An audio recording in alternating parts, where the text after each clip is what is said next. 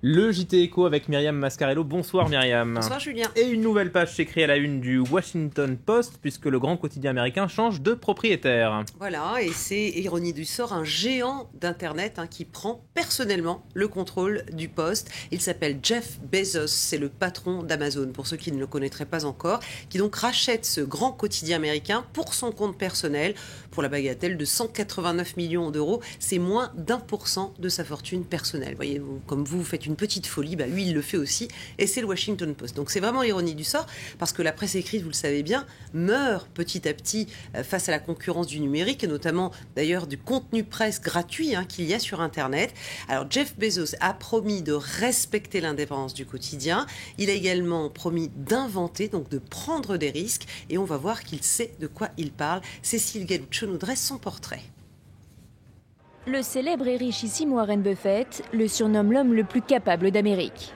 Un crâne dégarni, l'œil illuminé, Jeff Bezos est aujourd'hui à la tête d'un empire de plus de 19 milliards d'euros. Tout comme Steve Jobs, Bill Gates ou encore Mark Zuckerberg, son outil c'est Internet. Et comme le veut la légende, c'est dans son garage qu'il a créé Amazon en 1994. Il n'a alors que 30 ans et pense concevoir une simple librairie sur le net. C'est aujourd'hui le premier site de vente en ligne au monde. Et pourtant, rien ne destinait Jeffrey Preston Gorgensen à une telle success story. Né au Nouveau-Mexique, puis adopté par Miguel Bezos, Jeff se passionne pour l'informatique. Élève brillant, il est engagé à Wall Street, mais décide de tout quitter pour fonder sa propre entreprise. Le visionnaire a d'abord bouleversé l'industrie du livre avant de diversifier ses activités. Alimentation, mobilier, vêtements, cosmétiques. Il a ensuite créé son livre électronique Kindle. Aujourd'hui, Amazon génère plus de 46 milliards d'euros par an. Jeff Bezos est la 19e fortune de la planète. Dernière acquisition, l'homme vient de s'offrir le Washington Post, prix d'achat 189 millions d'euros. Jeff Bezos n'a jamais géré ou dirigé un journal. Il souhaite poursuivre les valeurs du Poste. Dans la mémoire américaine, le titre restera celui qui, en 1974, a fait tomber Richard Nixon de la Maison-Blanche. On reste aux États-Unis avec un nouveau signe plutôt encourageant pour l'économie. Il concerne le déficit commercial. Voilà, qui est au plus bas depuis 4 ans et demi. On a eu le chiffre, donc on parle du mois de juin, 25 milliards 700 millions d'euros de déficit. C'est colossal, mais c'est quand même plus de 22% de moins qu'au mois de mai, qu'au mois précédent. Et si on regarde à l'intérieur de ce chiffre, on voit que c'est quand même très bon signe, parce que ce déficit il baisse parce que les importations américaines baissent, et notamment les importations de pétrole. Vous savez que les États-Unis ont misé sur le gaz de schiste qu'ils produisent, avec tout le débat que ça peut susciter par exemple en France, où il est interdit parce que la technique de fracturation hydraulique est une technique qui est extrêmement polluante pour l'environnement. Mais les États-Unis ont fait ce choix et ça leur donne donc une capacité d'autosuffisance énergétique et même bientôt d'exportation nette en termes de pétrole. Donc c'est une sacrée économie sur la facture à la fin de l'année. Donc baisse des importations et hausse des exportations, ce qui est aussi un signe de bonne santé économique, et notamment vers la Chine, où les exportations, donc en juin, ont progressé de 4,5%. La Chine qui est un marché, vous le savez, absolument énorme. Et tout ça permet d'envisager une croissance révisée à la hausse pour le deuxième trimestre. On a eu les chiffres il y a quelques jours. Actuellement, cette croissance au deuxième trimestre, c'est 1,7%. Ça pourrait aller jusqu'à 2,5%. Encourageant. La réaction sur les marchés à présent?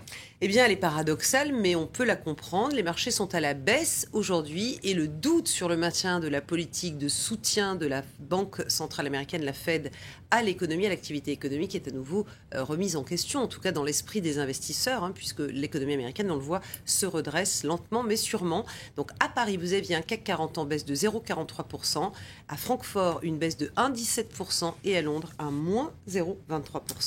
Alors, il y avait un autre pays qui publiait des statistiques aujourd'hui, c'est l'Italie. Et là, il y a encore du mieux. Oui, alors on est encore loin d'une reprise. On a là un chiffre aussi pour le deuxième trimestre, le PIB, la richesse nationale, la croissance. Et là, en l'occurrence, on est encore en récession puisque c'est une croissance négative de 0,2%. Mais la moyenne trimestrielle de ce PIB en Italie, sur un an, c'est de moins 0,4%. Donc vous avez un rapport du simple au double, hein. Donc c'est quand même un bon signe. Cela dit, donc si on prend la croissance, en tout cas la richesse nationale italienne depuis le début de l'année 2013, là on est sur une baisse de 1,7%. C'est pour ça que je vous dis qu'il ne faut pas crier victoire. Cela dit, ce rythme dans la récession qui est la pire, hein, pour le pays depuis la fin de la Deuxième Guerre mondiale, ce rythme de récession ralentit et l'Italie pourrait renouer avec une croissance positive d'après les économistes avant la fin de l'année 2013. Autre chiffre, le Crédit Agricole et Natixis qui ont publié leurs résultats aujourd'hui. Avec une bonne nouvelle pour Crédit Agricole qui tourne manifestement et définitivement la page grecque. Son bénéfice au premier semestre a triplé. Rappelez-vous qu'en 2012, il avait été plombé, ce chiffre d'affaires et ce bénéfice, par la vente d'Emporiki qui était la filiale grecque du Crédit Agricole. Cette filiale lui a coûté en tout et pour tout 8,3 milliards d'euros. Et là encore, lueur d'espoir, le Crédit Agricole espère vraiment, clairement, finir l'année 2013 dans le vert. Et puis c'est du mieux aussi chez Natixis, avec un bénéfice là au deuxième trimestre, certes en baisse de 29%, car il y a eu réévaluation de la dette de la banque qui a dû donc retrancher 20 millions d'euros de ses bénéfices ce trimestre, ce deuxième trimestre, mais le résultat net, lui, est en hausse, toujours pour ce deuxième trimestre, de 4%.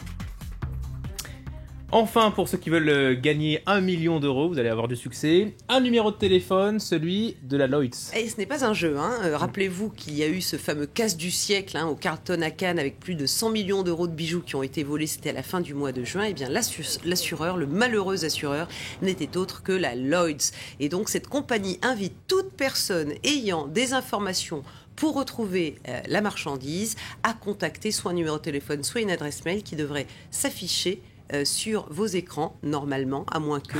Alors, je vous le donne.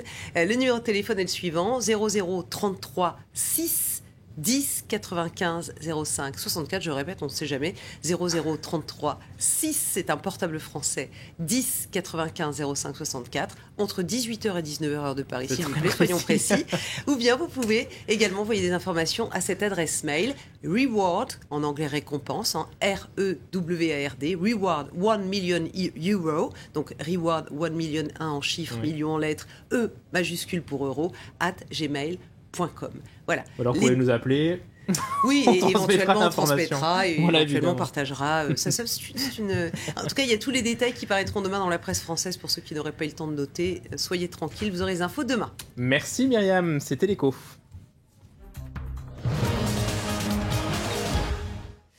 Restez avec nous à suivre le journal de 20h30 dans 2 minutes. Nous ferons le point sur la situation militaire en Syrie. À tout de suite.